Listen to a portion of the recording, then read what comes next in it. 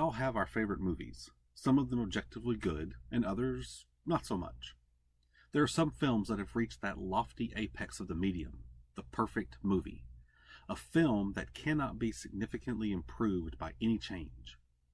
These are truly the films that we will talk about for years and years to come.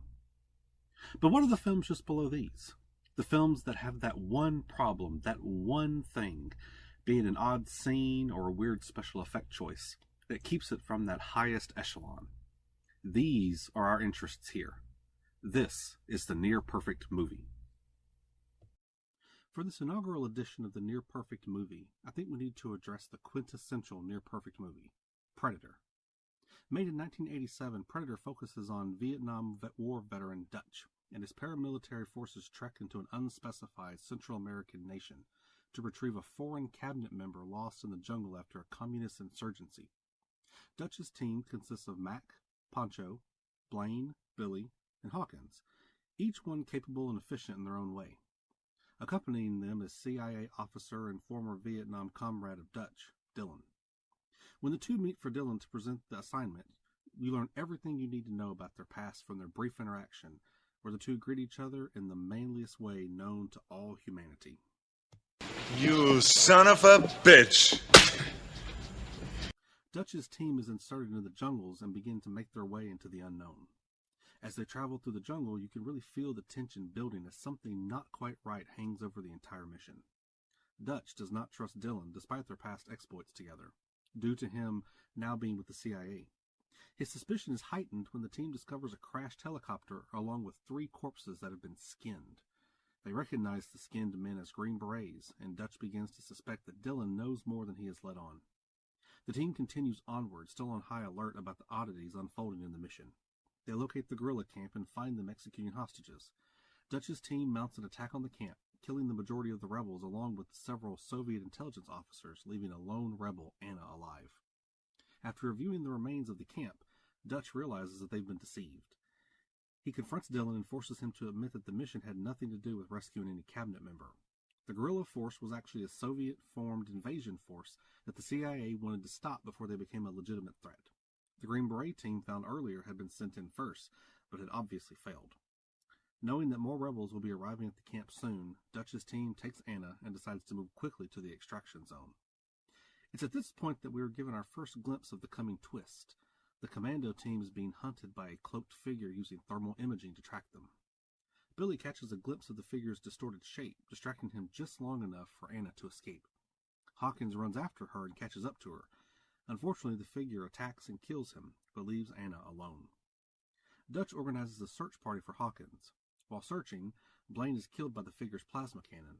After finding his body, the remaining members of the team are enraged and proceed to unload an entire battalion's worth of ordnance into the jungle, completely obliterating everything within sight. It truly is a quintessential 80s action movie scene that epitomizes everything it means to be a man. When all else fails, destroy everything that could be the problem. If there was an award given to the most complete destruction of a jungle, this movie would have been the unanimous winner. Unknown to them, the mysterious figure has been hurt and is bleeding. Their pursuer administers first aid to itself, eliciting a guttural roar of pain that echoes throughout the forest, prompting Billy to claim that whatever is following them is not human. They set traps that night, but a wild boar engages one of them. In the ensuing confusion, the figure sneaks and steals Blaine's body in order to claim a trophy from his kill. After realizing that his team is probably in over their heads and that the figure is moving through the trees, he decides to release Anna. She tells him that the members of her village encountered skinned men like the Green Berets and found some kind of foreign blood, prompting Dutch to say one of the best lines in cinematic history. If it bleeds, we can kill it. The team constructs a trap and places mines throughout the forest to drive their pursuer toward the trap, using a classic 80s action montage. The trap is sprung and the warrior is driven into the net trap. However, when surveying their catch, the creature frees itself and kills Pancho. Mac and Dylan chase after it, but find themselves quickly outmaneuvered and killed. The survivors flee, but the predator catches up to them and kills Billy and Pancho, leaving only Dutch and Anna. Dutch remembers that the creature left Anna alone earlier and realizes that it will not kill unarmed people, having some kind of moral code. He tells Anna to flee to the helicopter while he attempts to distract the creature. He is pursued into a riverbank and falls in. He emerges from the river completely covered in the mud from the bank. The creature scans the entire area, looking directly at Dutch, but does not see him, telling Dutch that the mud must disguise him from the creature's thermal imaging. The predator returns to his kills to collect his trophies. Dutch sets up an elaborate network of crude traps and waits for the predator to arrive. He engages the traps, beginning a thrilling game of cat and mouse that ends with him falling into the water and washing off his mud camouflage. Seeing him as a worthy opponent, the predator removes his plasma cannon and mask, confirming Billy's earlier suspicion that their foe was not human.